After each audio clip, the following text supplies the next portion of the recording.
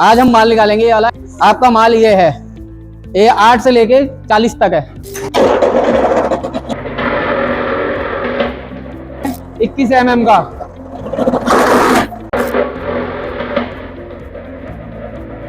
चार लठों का, 4 वायरों का।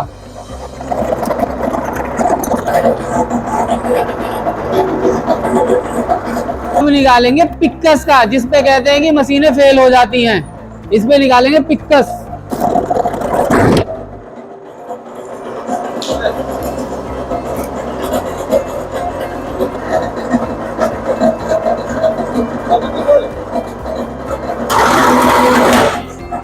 बस